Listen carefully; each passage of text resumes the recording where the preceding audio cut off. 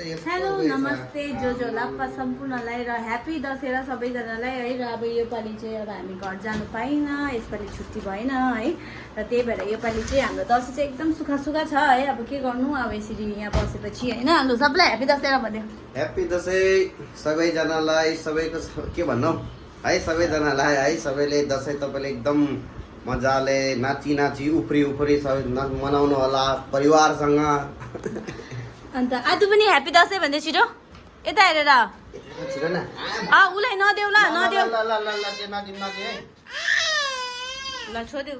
अहिले भन्छ हाम्रो आदु चाहिँ अहिले एकदम दसैँको लुगा लगाएर रेडीमेडी भएर भन्छ है। अहिले भर्खर मैले चाहिँ अब पूजा गरिसकेँ है। र अब चाहिँ खानाहरू पकाउने र त्यसपछि चाहिँ आजको दसैँको साइड चाहिँ 11 बजीतिर रहेछ है। त्यही भएर चाहिँ हामीले पनि टिकाहरू चाहिँ दिएको छौँ। अब जस्तो भयो भने नानीलाई चाहिँ लगाइदिनु भनेर चाहिँ है। नानीलाई हामी पनि अलिअलि लगाउँछु, अब उसले लगाइदिन्छ, मलाई पनि मैले लगाउनु हुन्छ नि तिमीलाई। अन्त हामी पनि अलिअलि लगाउँछौँ। अब दसैँ हो होइन, हाम्रो नेपालीको चाड है। र अब म चाहिँ खानापिना पकाउँदैछु। अब तपाईँलाई चाहिँ म अहिले एकछिनमा भेट्छु, म के बनाउँछु है त्यो चाहिँ म तपाईँलाई देखाउँछु। किनकि अहिले चाहिँ म सबै कुरा रेकर्ड गर्नु सक्दिनँ, किनकि घर पनि एकदमै चेलेले नै भइरहेछ यहाँनिर सबै कुरा हो। अब म खानासाना पकाएर टक्कै रेडी भएर चाहिँ त्यसपछि चाहिँ म तपाईँलाई भेट्छु। र सो मैले चाहिँ यहाँनिर टिका बनाइसकेँ है। यहाँनिर टिकाको कलर चाहिँ यस्तो आएको छ है। हाम्रो एकछिन यो अलिक उज्यालो पार्नु पऱ्यो। टिकाको कलर चाहिँ यस्तो भएको छ है। र यहाँ मैले चाहिँ एकदम रेडी। र यो चाहिँ जमरा चाहिँ अलिकति कम्ती नै थियो, किनकि मैले चाहिँ यो उतापट्टिबाट लिएर आएको है।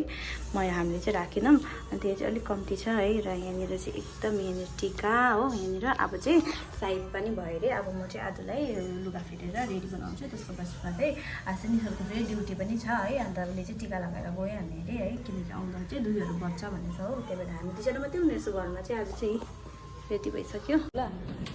पैसा पनि दिएको पर्छ त हौ। मैले चाहिँ टालिसकिसकेँ यहाँनिर गोबरले।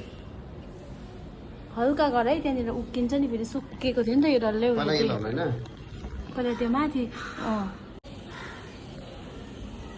अब टिका लगाइदिउँ। टिका पनि हल्का लगाऊ है।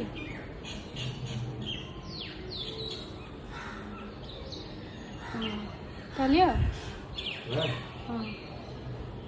सबैमा लगाइदियो हो वरिपरि टिका भयो। झर्दैन होला नि त्यो है, सुकेको छैन पुरा। गोबर हो, अलिक सुक्खा सुक्खा खालको पनि छ। हाम्रो आदु पनि दसैँको लागि रेडी भइसक्यो त आदु। उसको त कपालै कोर्नु मानेन, बिहान नै भएर हेर। एकपल्ट घुमेर देखाइदेऊ न अन्त। र चाहिँ मैले एकदम सिम्पल यहाँनिर चाहिँ अब ठुल्ठुलो जामाहरू गरम हुन्छ भनेर चाहिँ एकदम यस्तै खालको हल्का हल्का लुगाहरू किनिदिएको छु है, 2-3 जोडी। अन्त लु छिटो टिकी लाउँ, बस्नु मम्मा राजु छिटो यहाँ बस्नु, बुवा टिकी लगाइन्छ। यहाँ म त बसेँ, यहाँ टिका लाउनु। बरा लगाइदिँदैन तिमी, पहिला तिमीलाई बरा लगाइन्छ।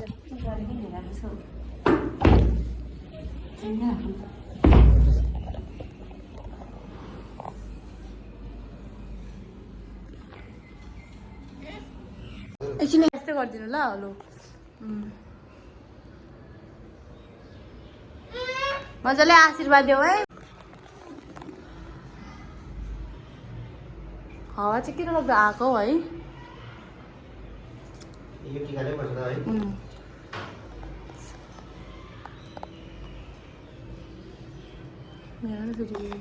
हातको चाहिँ थाप्छौ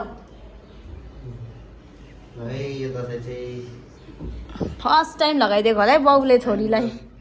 फर्स्ट टाइम बुवाको हातको टिका लगाउनु। हात थापा दु माथि यसरी। बुवा टिकी लगाइदिन्छ।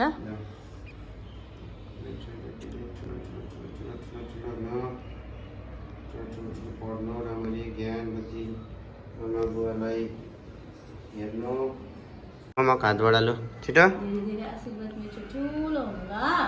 अन्त नि मम्मा बुवा अझ अझीलाई हेर्नु ल। ओके हुन्छ नि खै ओके भन्दैन त हौ। ओके आमा।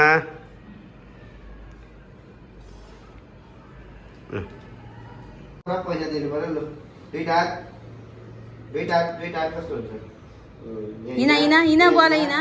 आमालाई खाइ मलाई हिना। ल यता अब आमाको टर्न, तिमी निस्क त। बुढी तिमीलाई पनि धेरै धेरै आशीर्वाद छ। लडाइँ गर्नु, झगडा गर्नु हो। त्यहाँदेखि फेरि एकछिन उसो गर्नु, ठिक छ? बुढालाई पैसा इन्जोयमेन्ट गर्नु दिनु बुढालाई पैसा कम्ती माग्नु बुझ्यो धेरै धेरै आशीर्वाद बुढालाई पैसा कम्ती माग्नु धेरै धेरै धेरै धेरै आशीर्वाद छ तिमीलाई बुढासँग यसरी नै 100 साल वर्षसम्म बस्नु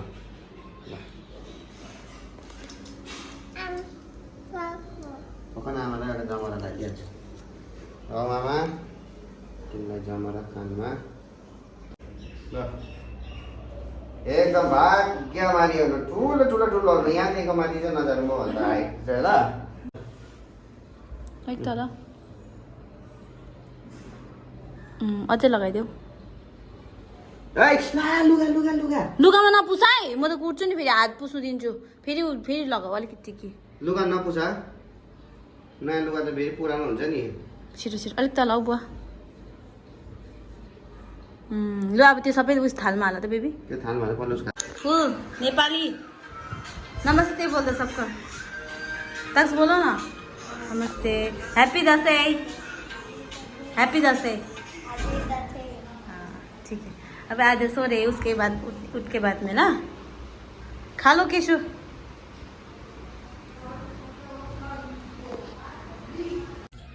सो गाइज हाम्रो चाहिँ दसैँको चाहिँ टिका चाहिँ सबै उयो भइसक्यो र अब खाना चाहिँ खाएको छैन नानीलाई चाहिँ अघि अलिकति खुवाइदिएको थिएँ है र अब चाहिँ म चाहिँ गएको एकछिन यताबाट उयो हुँदैछ है त्यहाँ होली जस्तो हुन्छ अरे त्यहाँ माता रानीको उयसमा मन्दिरमा चाहिँ अन्त त्यहाँनिर नानीलाई लगेर जाउँ भनेको एकछिन है र तपाईँ चाहिँ हेर्दै गर्नुहोस् होला नानी चाहिँ सुतिरहेछ अब चाहिँ म उसलाई उठाउँछु उठाएर चाहिँ उहाँ दिदीहरूसँग चाहिँ म जाँदैछु अलिकति लेट भयो है र मैले चाहिँ आज चाहिँ बनाएको छु यहाँनिर चिकन हो यो चाहिँ मैले बनाएको छु चप अन्त यहाँ चाहिँ छ अचार यहाँ चाहिँ छ दाल यहाँ चाहिँ छ आलुदम र यो चाहिँ मैले बनाएको अलिकति पुलाउ है यो अब चाहिँ खानु आँटेको आज चाहिँ अलिकति ढिलो भयो सबै गरेर पनि म चाहिँ एकछिन मन्दिर गएको थिएँ उतापट्टि दिदीहरूसँग है त्यही भएर चाहिँ अब चाहिँ हामी खाना खानु आँटेको र टाइम चाहिँ भयो 3 आज छिटो टाइम चाहिँ बजेको छ 3 है र अब हामी चाहिँ खानु आँटेको सबैजना ह्याप्पी दसैँ हाम्रो चाहिँ अरू मासुहरू चाहिँ पाउँदैन त्यही हो अब चिकन है नभए घरबाट चाहिँ हामीले खान्छौँ भैँसी अलिकति बन्द त गर एटलिस्ट घरमा चाहिँ हामी भैँसीको मासुहरू खान्थ्यौँ होइन तर अब यहाँ चाहिँ पाउँदैन तर ठिकै छ अब हामी यहाँ चिकन हो एकदम ए पस्किदिनु त नाङ्गै छ है लु त्यतिकै हालिदिन्छु आज खाऊ मम्मा अब हामी चाहिँ खाइदिन्छौँ दसैँको फर्स्ट मम्मा है आज बिहानदेखि खाएको छैन हामीले केही पनि खाऊ बेस्ट बुझ्यो भएन